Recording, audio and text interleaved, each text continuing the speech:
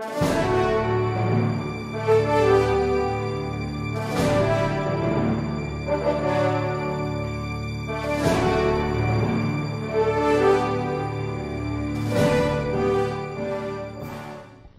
similar to the power of a grand jury in ordinary criminal prosecution.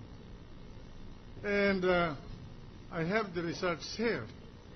So normally the prosecution, even in our ordinary system, gathers the evidence without the participation of the court in the preparation of the criminal information.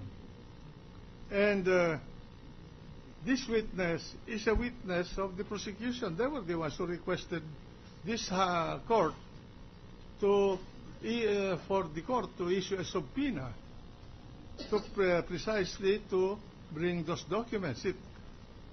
The purpose of the court in calling her here also was only for purposes of determining how those documents leaked. But this witness is not other than a witness of the prosecution. They requested her under a compulsory process of this court to be brought here. Now, I'm sorry to bring this up. Henceforth, if the prosecution will disown witnesses that they request to be subpoenaed, then I will not, as a presiding officer, unless I'm ordered by the Senate as an impeachment court, issue a subpoena dulces tecum or dulce subpoena et testificandum, unless you have a reason to present the witness. It's your responsibility. In fact, I'll tell you that, and I'm sorry to say this publicly, your procedure seems to suggest to me, as a presiding officer, that you did not have any evidence. You're just gathering it through subpoenas issued by this court. And I warn you that this is going to be a fatal error on your part. May I be recognized, Your Honor? Yes. The witness now on the stand was not called by the prosecution precisely because the evidence she's going to present is the very same records that was presented already by Yes, the but bank. you asked this court to subpoena her. Yes, and therefore, Mr. President, You should have asked, manifested to the court that we want the subpoena to that witness quashed already.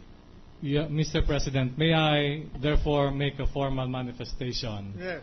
that pursuant to the subpoena issued by the Honorable Tribunal, that we are adopting this witness as our own witness, and we will conduct additional direct examination, Your Honor.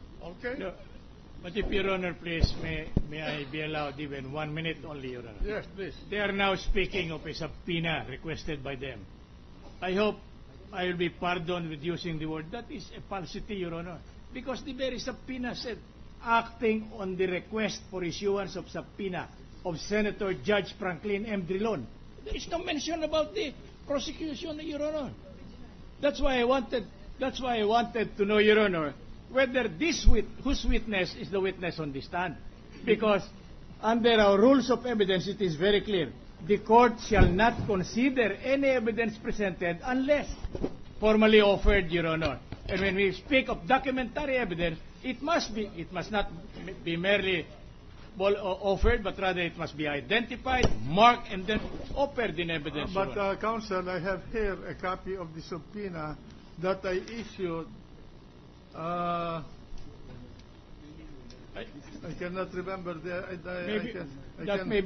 I cannot see the date. Maybe the first one, Your Honor. Correct, but I'm talking of this subpoena. I did not issue any other subpoena. Yes, Your Honor. Against this witness. In that connection, Your Honor, may we ask permission to read the statement appearing here. Witness Honorable Juan Ponce Enrile, Senate President and Presiding Officer of the Senate, sitting as an impeachment court at City of Pasay this 9th day of the year of our Lord 2012, Your Honor. Then signed the Honorable Juan Ponce Enrile. So this is a February 9 subpoena, Your Honor. Mr. President. Well, I'm sorry, I forgot about this. You see, yes, I'll own this subpoena. Yes. Mr. President. Yes. Mr. President, can I have the floor? Yes. Mr.